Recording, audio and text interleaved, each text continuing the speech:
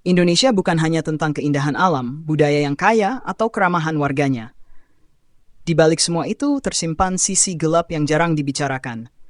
Kisah para pembunuh berantai yang pernah menghantui negeri ini. Dari lorong-lorong kumuh Jakarta, desa sunyi di Banyumas, hingga ritual pesugihan di Cianjur, inilah kisah 7 pembunuh paling mengerikan yang pernah tercatat dalam sejarah kriminal Indonesia. Beberapa dari mereka beraksi dalam diam, lainnya menyimpan horor di balik wajah biasa. Siap-siap, karena yang akan kamu dengar bukan cerita fiksi, melainkan kenyataan yang mencengangkan. 1. Dukun AS, Medan, Sumatera Utara. Tanah datar di desa Seisemayang terlihat biasa saja, rumah-rumah sederhana, ladang tebu, dan jalan kecil yang berdebu. Tapi siapa sangka, di balik kesederhanaan itu tersembunyi salah satu kisah paling mengerikan dalam sejarah kriminal Indonesia.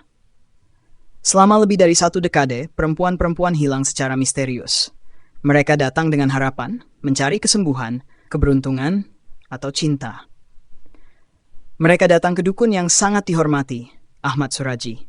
Tapi tak satu pun kembali pulang. Ahmad Suraji bukan dukun sembarangan, ia dikenal luas, dikunjungi banyak orang. Tapi dalam pengakuan dinginnya kepada polisi, ia menyebut bahwa arwah ayahnya datang dalam mimpi dan memerintahkannya membunuh 70 perempuan, lalu meminum air liur mereka untuk memperkuat kesaktiannya.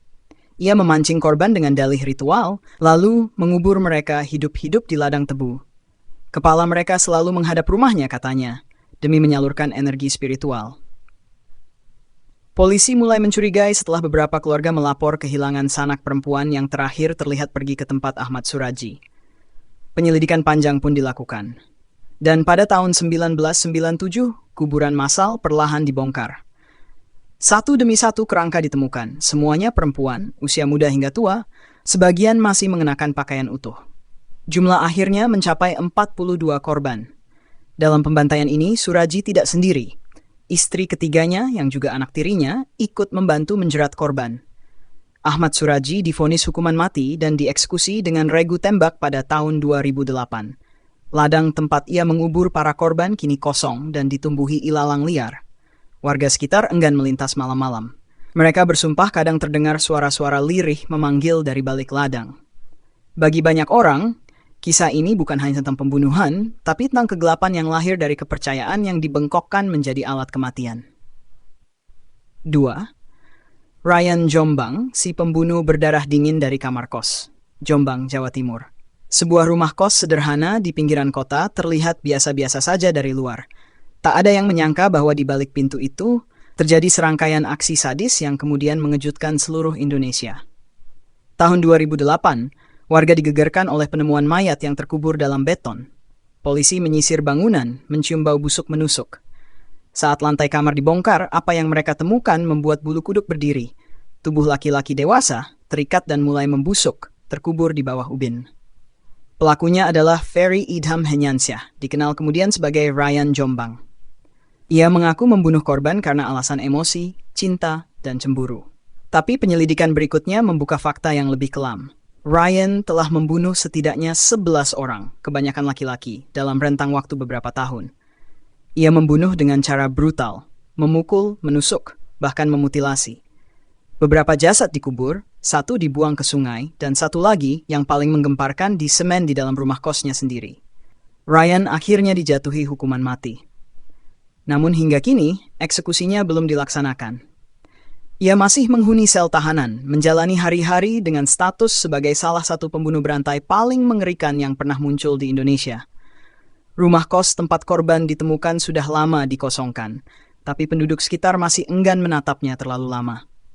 Konon, ada suara-suara yang terdengar dari dalam kamar yang telah disemen itu, seperti rintihan seseorang yang tak pernah sempat meminta tolong. 3. Baikuni si monster dari kolong jembatan. Jakarta, tahun-tahun awal abad ke-21.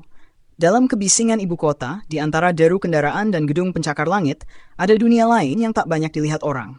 Kolong jembatan, lorong-lorong gelap, dan tempat-tempat di mana anak-anak jalanan mencoba bertahan hidup. Di sana, seorang pria bertubuh kecil dengan wajah sederhana dan suara lembut dikenal hanya dengan satu nama, Babe. Ia sering membawa makanan, menawarkan tempat berteduh, kadang juga bercerita. Tapi di balik senyumannya yang menenangkan, tersembunyi niat paling kelam yang bisa dimiliki seorang manusia. Baikuni tak datang dari latar yang baik. Ia mengaku pernah dilecehkan saat kecil dan tumbuh menjadi pribadi tertutup. Ia hidup berpindah-pindah, dekat dengan kaum marginal, dan perlahan-lahan membangun reputasi sebagai penolong anak jalanan. Tapi kebaikan itu hanya topeng. Dalam pengakuannya, Baikuni memperkosa, menyiksa, lalu membunuh anak-anak laki-laki yang ia pancing masuk ke jebakannya. Korban-korbannya masih sangat muda, sebagiannya belum genap berusia 10 tahun. Mayat korban ditemukan di berbagai tempat, dibuang di sungai, digorong-gorong, bahkan dimutilasi. Beberapa ditemukan tanpa kepala. Yang lain tubuhnya terikat, dimasukkan ke dalam karung, lalu dibuang seolah sampah.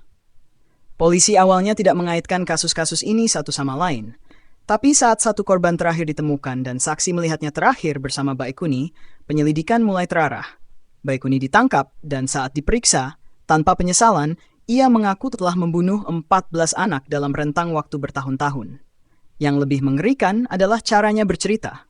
Tenang, tanpa getar, seolah ia sedang membacakan daftar belanjaan. Ia mengingat semua korban, usia mereka, bagaimana ia memikat mereka, dan di mana mayat-mayat itu dibuang. Psikolog yang memeriksanya menyatakan bahwa Baikuni mengalami gangguan kepribadian berat, tapi pengadilan tidak memaafkan. Ia divonis hukuman mati oleh Pengadilan Negeri Jakarta Timur pada tahun 2010. Kasusnya menjadi titik balik dalam perlindungan terhadap anak jalanan di kota besar, karena siapa sangka, monster bisa hadir dalam bentuk yang begitu biasa. Di bawah jembatan-jembatan tempat Baikuni biasa berkeliaran, kini berdiri pagar besi dan kamera pengawas. Tapi bagi banyak orang, kerusakan sudah terjadi. Anak-anak yang selamat masih hidup dengan trauma dan keluarga korban hidup dengan lubang yang tak pernah bisa ditutup. Mereka menyebut Baikuni bukan sekadar pembunuh, tapi iblis berwajah manusia. Dan hingga kini, nama Baikuni masih dibisikkan dengan ngeri oleh generasi baru anak-anak jalanan Jakarta. Robot Gedek, bocah pembunuh anak-anak dari Jombang. Jombang, Jawa Timur, tahun 1990-an. Di kota kecil yang terkenal sebagai pusat pendidikan Islam, sebuah kasus mengoyak ketenangan masyarakat. Seorang bocah tunarungu, pendiam dan lugu, ditangkap karena dugaan penculikan anak. Tapi saat polisi mulai menggali informasi, mereka tak hanya menemukan satu korban. Dalam waktu singkat, pengakuan yang muncul membuat penyidik merinding. Bocah bernama asli Supriyanto, dijuluki Robot Gedek, ternyata telah membunuh 12 anak-anak lain, sebagian besar dengan cara dicekik dan jasadnya dibuang ke sungai atau sawah. Robot Gedek bukan anak biasa. Ia dibesarkan dalam lingkungan keras, ditelantarkan sejak kecil, hidup sebagai pemulung, dan sering dipukuli oleh orang-orang dewasa di sekitarnya. Julukan Robot muncul karena geraknya kaku seperti mesin, sedangkan Gedek berasal dari nama desa tempat ia ditemukan. Dalam keseharian, ia jarang berbicara, karena memang mengalami gangguan pendengaran. Tapi siapa sangka, di balik tubuh ringkih itu, tersembunyi dorongan kekerasan yang mengarah ke pembunuhan berantai. Modusnya sederhana namun efektif. Ia akan mengajak anak-anak yang lebih kecil bermain atau memberi permen. Setelah korban lengah, ia akan menyeret mereka ke tempat sepi. Kadang semak belukar, kadang sawah kosong, dan mencekik mereka hingga tak bernyawa. Beberapa jasad ditemukan hanya dalam pakaian dalam, sebagian lain sudah membusuk di pinggir aliran air. Polisi awalnya tak mengira semua korban berhubungan. Tapi setelah penyelidikan intensif dan ditemukannya beberapa saksi, Robot Gedek ditangkap. Dalam interogasi, ia mengaku melakukan semua itu seorang diri. Psikolog yang memeriksanya menyebutkan bahwa Robot Gedek kemungkinan besar mengalami trauma berat dan gangguan mental akibat masa kecilnya yang penuh kekerasan dan keterasingan. Usianya saat ditangkap baru sekitar 15 tahun. Pengadilan memvonisnya sebagai anak bermasalah dengan perlakuan khusus. Ia dikirim ke lapas anak hingga usia dewasa. Namun catatan tentang kehidupannya setelah itu nyaris lenyap dari publik. Ada yang mengatakan ia meninggal dalam penjara, ada pula yang menyebut ia dipindahkan dan berganti identitas. Kasus ini mengguncang Indonesia. Seorang anak, miskin tuli, tanpa latar belakang pendidikan, mampu membunuh 12 korban tanpa terdeteksi selama bertahun-tahun. Media saat itu menyebutnya monster kecil dari Jombang. Tapi bagi sebagian orang, Robot Gedek bukan hanya pelaku, ia juga produk dari sistem yang gagal. Gagal melindunginya, gagal memperhatikan keberadaannya, dan akhirnya gagal mencegahnya menjadi pembunuh. 5. Rudianto, ayah pemusnah 7 bayi dari Banyumas. Kasus mengerikan ini terungkap di Banyumas, Jawa Tengah, saat seorang perempuan melaporkan ayah kandungnya, Rudianto, karena telah memperkosanya selama bertahun-tahun.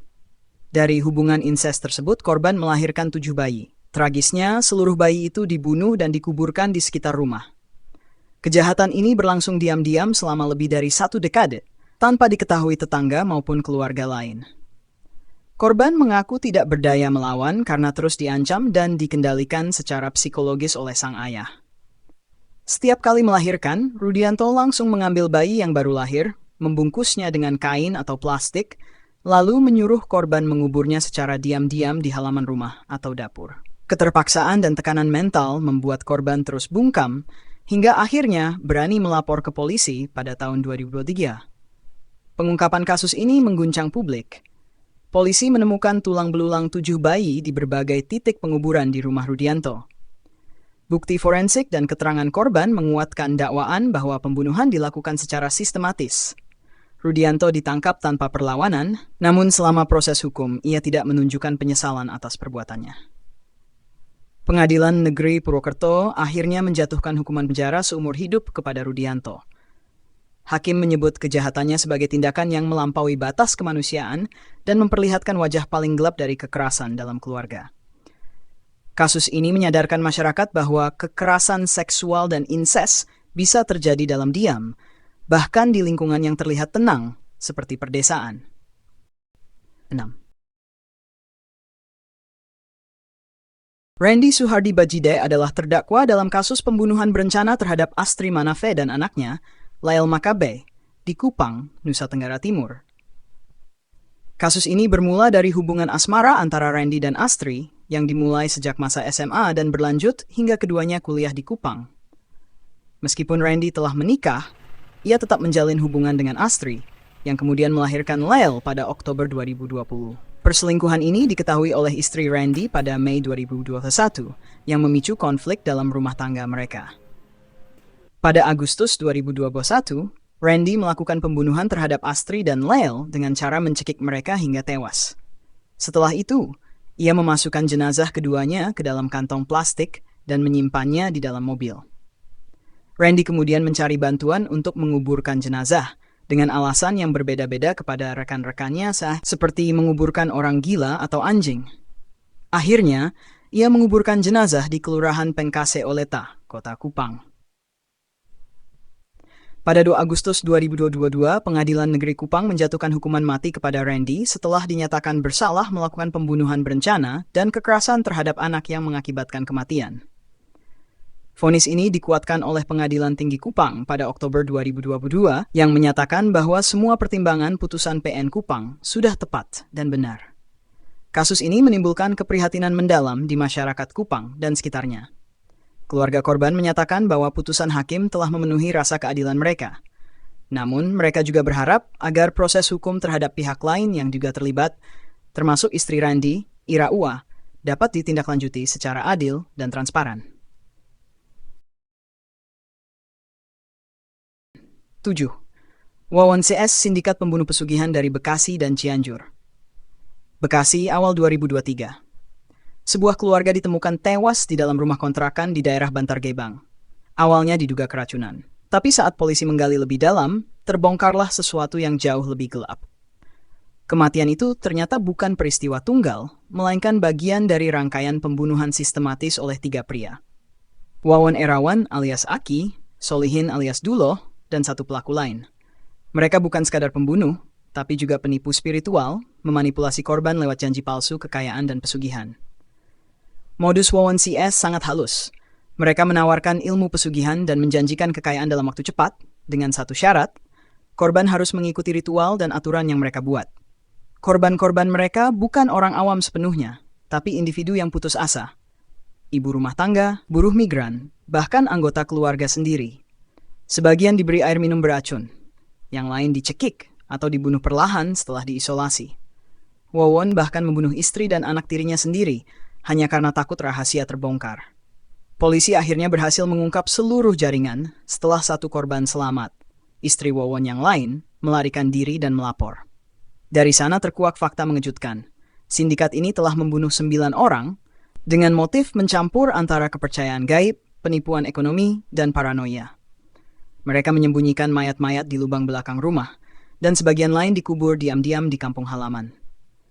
Yang membuat kasus ini unik adalah keterlibatan unsur mistis dan kepercayaan yang membutakan logika korban.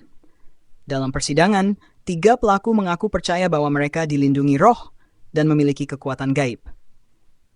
Tapi hakim tak tergoyahkan. Semua dijatuhi hukuman mati atau penjara seumur hidup. Kasus Wawon CS menjadi peringatan bagi masyarakat tentang bahaya penipuan spiritual yang bisa berujung pada pembunuhan. Hingga kini di Bekasi dan Cianjur, cerita tentang sindikat ini masih sering dijadikan pelajaran agar warga waspada terhadap orang asing yang datang membawa janji manis. Itulah 7 kisah nyata pembunuh berantai paling mengerikan di Indonesia. Mereka bukan monster dari film horor, tapi manusia biasa yang memilih jalan tergelap dalam hidupnya. Dari Baikuni si predator anak jalanan, Robot Gedek si bocah pembunuh, hingga Wawon CS dengan sindikat pesugihannya, setiap kisah menyisakan luka, trauma, dan pelajaran bahwa kejahatan bisa bersembunyi di balik senyum yang paling tenang. Paling tenang. Kalau kamu suka dengan konten ini, jangan lupa like. Kalau tidak suka, nggak apa-apa. Sampai jumpa di kisah gelap berikutnya. See you next time. Bye.